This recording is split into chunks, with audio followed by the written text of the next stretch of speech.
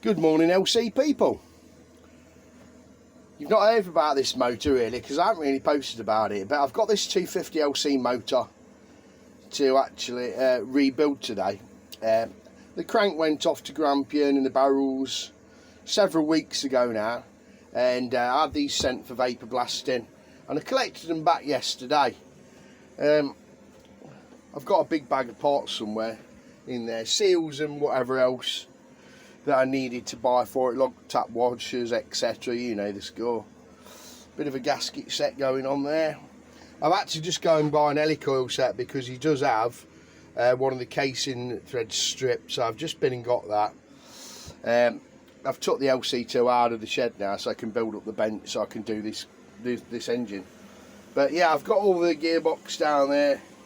I'd rebuilt the clutch with the new damper rubbers and rivets. He's got clocks and aluminum there that I'd done previously for the guy. So this is what Dave's about today. I'm going to rebuild this. I've got all my sealants and whatever else to go on these mating surfaces. I've got some Loctite and what have yous. So I'm going to rebuild the motor, and hopefully, fingers crossed, I'll have it done. But it's been a little while since I've had one this far apart. Unfortunately, I'll have to go through it all. I know the vapor blasting is a good process, but it does end up leaving some of the very minute, tiny sort of glass beads that they use to do the process, and it does end up lying in some of the holes here and there, or it can do. The last thing you want is debris floating around in that lovely rebuilt engine because you haven't gone to the trouble of cleaning it out and blowing it out. I've just done the compressor and charged him up, and I'll get on in a minute and go round all the various holes and bits and pieces to make this all like so Dave's happy.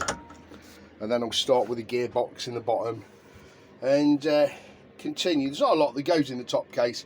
I think the drive for the rev counter, but there's not a lot. Mainly it's all in the bottom here.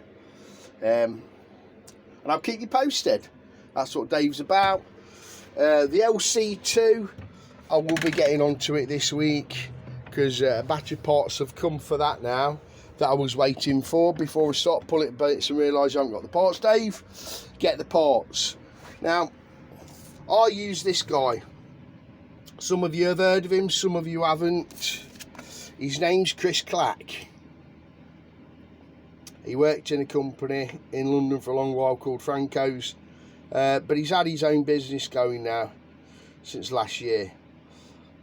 He's the man to speak to. I order stuff from Chris. He's very quick. If I order it one day, it's here the next. He's on top of his game, this man. That's his name. That's his contact details there. Contact Chris Clack.